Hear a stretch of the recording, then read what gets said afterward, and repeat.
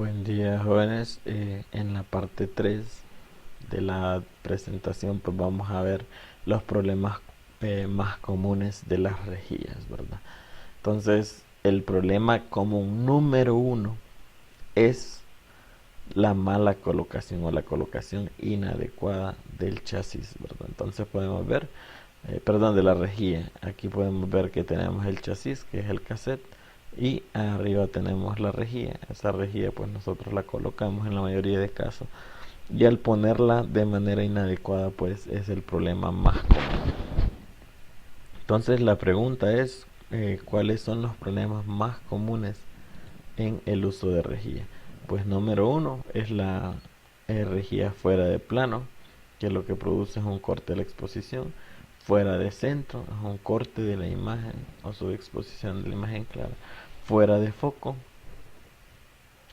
puede ser de que la rejilla sea colocada al revés, y fuera de centro y fuera de foco, que es la combinación de estas dos. Entonces son 5 problemas comunes de rejilla. Entonces vamos a verlo de manera rápida. Entonces la rejilla fuera de plano se da cuando la rejilla no es colocada correctamente, sino que se coloca fuera de plano, ya sea que queda, podemos decir, con cierto desnivel. Entonces la angulación de los septos hace de que se pierda todo el haz útil, ¿verdad? Entonces lo que produce es que la densidad óptica pues sea prácticamente nula.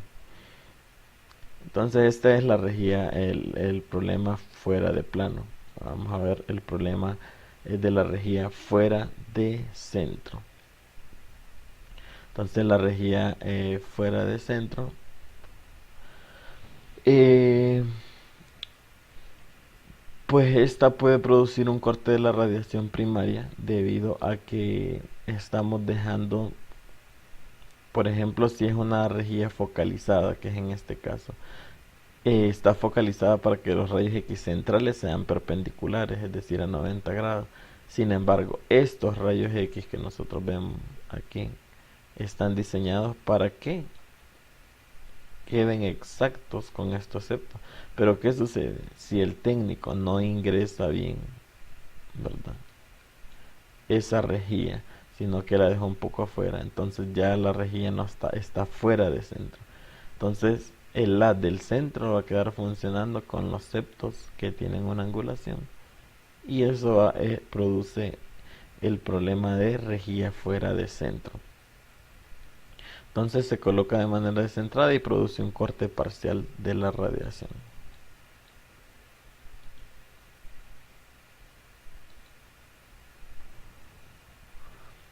La rejilla fuera de foco. Esta es la tercera. Entonces la rejilla fuera de foco implica que la rejilla fue colocada, no está siendo colocada a la distancia adecuada. Entonces la rejilla está diseñada para trabajar a cierta distancia, como por ejemplo puede ser 1.8 o 1.2 metros, pero si nosotros acercamos o disminuimos mucho el SID, o al contrario también lo aumentamos, entonces ese problema se le conoce como una falla común, es la rejilla fuera de foco. Entonces por eso, esa es la razón por la cual existen medidas estándar en la que nosotros utilizamos el equipo, ¿verdad? Entonces esta es la tercera. Hablando con respecto a esto, entonces aquí tenemos el ejemplo. Pues eh, dicen, esta situación normalmente no es un problema si todas las radiografías de tórax se hacen a 1.80 y las radiografías de mesa con SID de 100 centímetros, en algunos casos pues 1.20 metros o 120 centímetros. Entonces la rejilla fuera de foco, en conclusión, es colocar un SID inadecuado, para el cual la rejilla focalizada no está diseñada. Pues la rejilla al revés es otro de los problemas que aparece ahí, y este es un error meramente del técnico que utiliza el equipo. Colocar la rejilla al revés no ocupa mucha explicación, ¿verdad? Ya sabemos que si se coloca al revés, los ángulos, el ángulo que tiene la rejilla focalizada hace de que se pierda completamente el haz útil.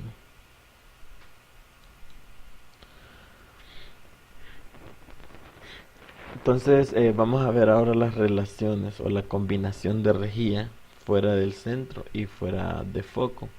Entonces aquí hay dos problemas, ¿verdad? Entonces en este caso pues ya conocemos la fuera de centro, es que no se, al no colocarla de manera centrada, y al mismo tiempo no estamos poniendo la distancia de SID adecuada, y esto usualmente es un problema muy común en radiografías portátiles, como lo podemos ver aquí. Por eso es una combinación de que si se va a tomar una placa con un rayos X portátil, no hay mucho cuidado de tomar la medida hacia arriba, y es más fácil equivocarse en no poner en el centro del colimador la película. Por eso hay que tener bastante cuidado, porque podemos meter dos de los problemas más comunes.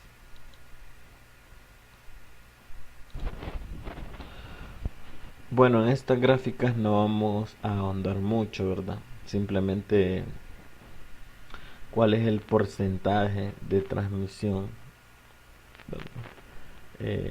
En cuanto a las rejillas. Entonces vemos que a medida aumentamos el índice de rejilla, pues va a disminuir la cantidad de radiación o de transmisión de las útiles, hablando en porcentaje. Entonces para una rejilla, vamos a ver más o menos aquí, si utilizamos 100 kbp, ¿verdad?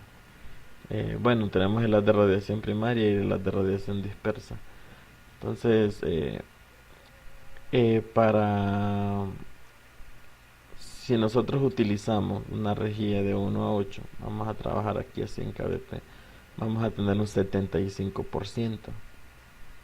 Si usamos 100 kbp, pues eso sería.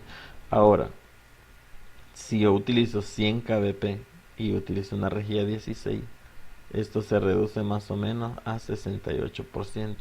Entonces esta es la gráfica de relación índice de rejilla y porcentaje de transmisión, tanto de la radiación primaria como de la radiación dispersa.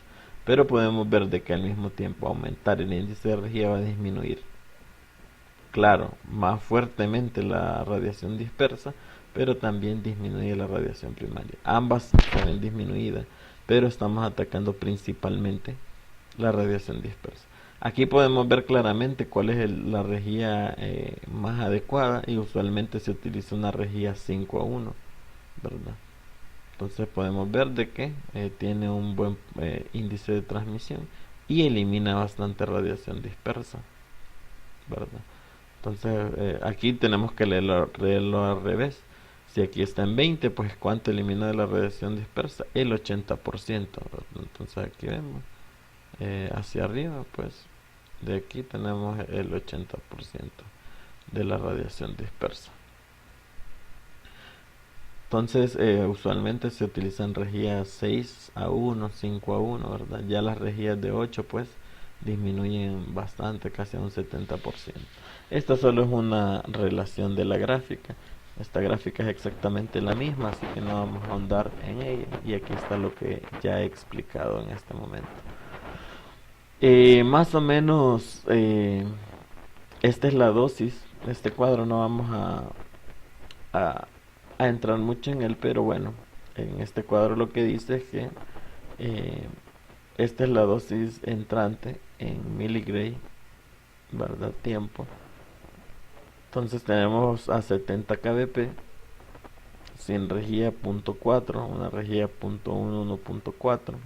Entonces va aumentando, es similar al factor K, entonces la dosis entrante. Pero este cuadro no vamos a andar mucho en él por cuestiones de tiempo y que no es muy utilizado. Entonces, ¿cuáles son los factores que se deben tomar en cuenta al momento de seleccionar una rejilla? Pues número uno, como dijimos, que la dosis del paciente va a crecer con el índice de rejilla. No podemos decir de que la rejilla es buena y vamos a poner una rejilla de 16, en índice de 16. ¿Por qué es buena? Porque sabemos que eso va a aumentar en el paciente. Entonces, teniendo un balance, ya dijimos que anda entre 5 a 8. El índice de rejillas más utilizado es adecuado, que va a eliminar la radiación correcta y va a tener un índice de transmisión bueno. Número 2, los índices de rejilla altos se usan normalmente con estudios de KBP altos. Está relacionada completamente con la anterior, casi todo dice lo mismo. Y la 3 es que la dosis del paciente a KBP altos es menor que a KBP bajo. A ver, en este caso dice la dosis del paciente a KBP altos es menor que KBP bajo. Aquí como que no cabe mucho. Ajá, vamos a ver. Ah, correcto. Aquí esto es una relación. Vamos a dejarlo claro aquí. Está hablando de que la dosis del paciente, cuando nosotros utilizamos un KBP alto, sabemos que las útil, ¿verdad? Es mejor. Por lo tanto, vamos a tener con KBP bajos, nosotros vamos a tener más radiación dispersa. Entonces, por eso dice, si utilizamos KBP alto, entonces va a quedar menos dosis en el paciente.